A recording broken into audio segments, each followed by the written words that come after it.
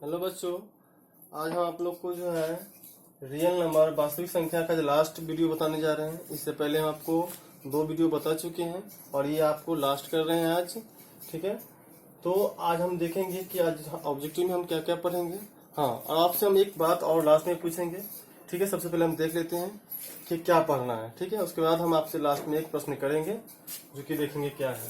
चलिए देखते हैं क्वेश्चन क्या है। क्वेश्चन है, यदि a और b दो अभाज्य संख्या है तो root a plus root b होगी।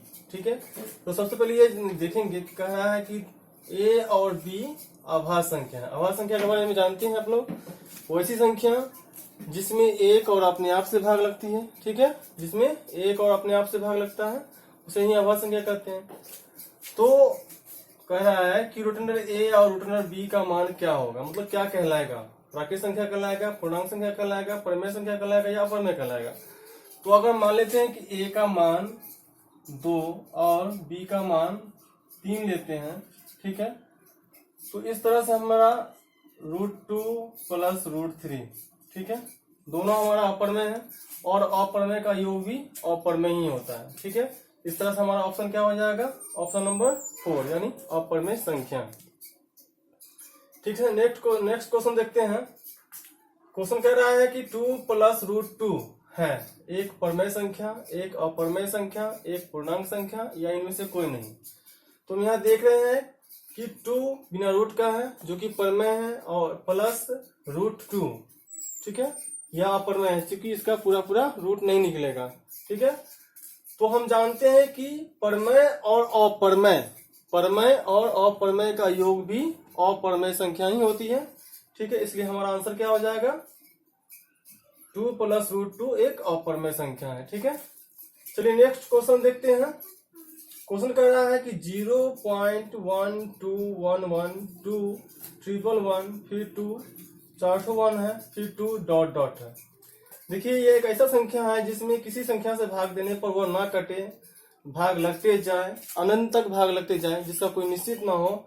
तो ऐसा संख्या जो है हमारा अपरमेय ही कहलाता है। क्या कहलाता है, अपरमेय कहलाता है। मतलब भाग देते जाए और अनंत तक वो भाग ना, मतलब कटे नहीं, तब वो जो है हमारा अपरमेय ही कहलाता है। ठीक है, समझ रहे हैं।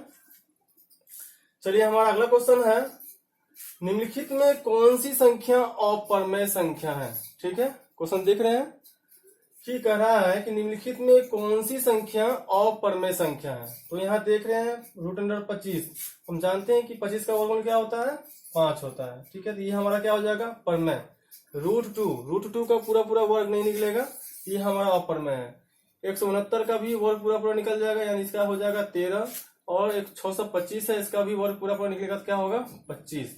तो हम यहाँ देख रहे हैं कि 25, 169 और 625 का वर्ग निकल जाता है, ये हमारा परमेय है। तो हमको पूछ रहा है क्वेश्चन में कि अपरमेय संख्या कौन है, तो कौन हो जाएगा, √2, जिसका पूरा पूरा रूट नहीं निकलेगा, वो हमारा अपरमेय संख्या कहलाता है। ठीक है, चलिए अगला क्वेश्चन देखते हैं।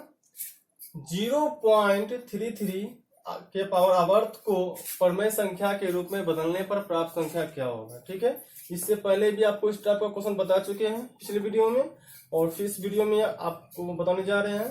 तो क्वेश्चन कह रहा है कि 0.33 के पावर आवर्त है, आवर्त को परमेय संख्या के रूप में बदलने पर प्राप्त संख्या क्या होगा।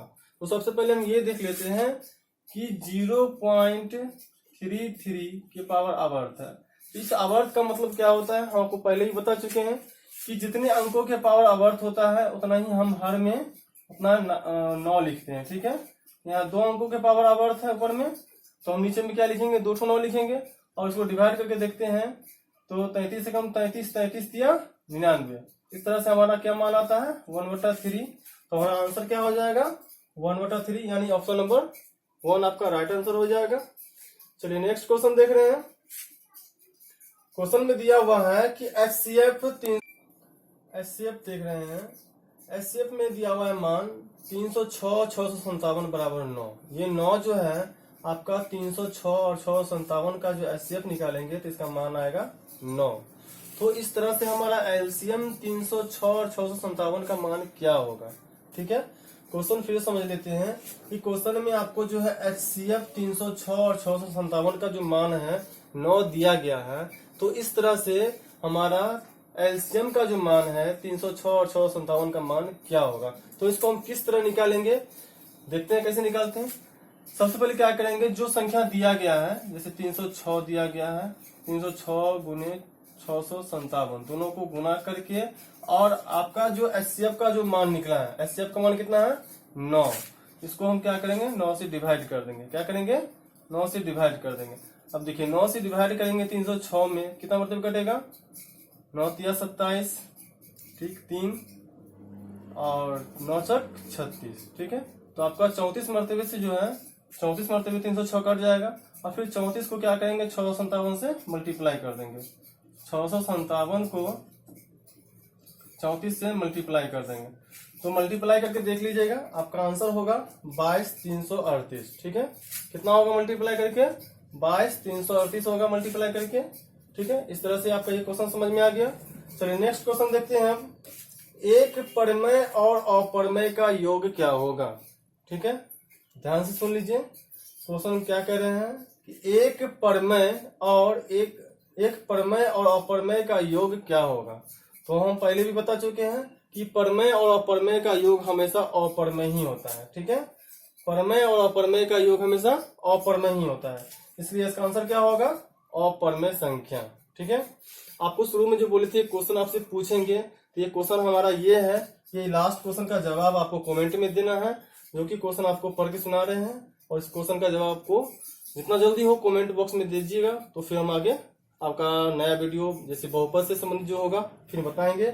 और इसमें जो भी रियल नंबर से संबंधित जो भी ऑब्जेक्टिव बताए हैं, इसमें अगर कोई दिक्कत है तो उसमें भी आप कमेंट कर सकते हैं कि हाँ ये ऑब्जेक्टिव हम नहीं समझे या ये दिक्कत है, ठीक है। तो क्वेश्चन देख लेते हैं क्या है। अगर p एक अभाज्य संख्या है तो √p किस प्रकार की संख्या होगी। इस तरह का क्वेश्चन आपको पिछले वीडियो में बता चुके हैं, और उस वीडियो को अगर नहीं देखे हैं, अगर इस चैनल पर नए हैं तो आप इसको सब्सक्राइब कर लीजिएगा, और सब्सक्राइब करने के बाद आपको सारा वीडियो आप जितना भी हम अपलोड किए हैं आप सारा वीडियो देख सकते हैं, ठीक है। तो क्वेश्चन क्या है कि अगर p एक अभाज्य संख्या है तो √p किस प्रकार की संख्या होगी। परमेय संख्या होगी, अपरमेय संख्या होगी, सम संख्या होगी या वर्ग संख्या होगी। आप अभाज्य में आप कमेंट में इसका आंसर भेजिएगा, जिससे हमको भी लगे कि आप लोग पढ़ते हैं और आप आंसर इसका सही भेजें, ठीक है। चलते हैं।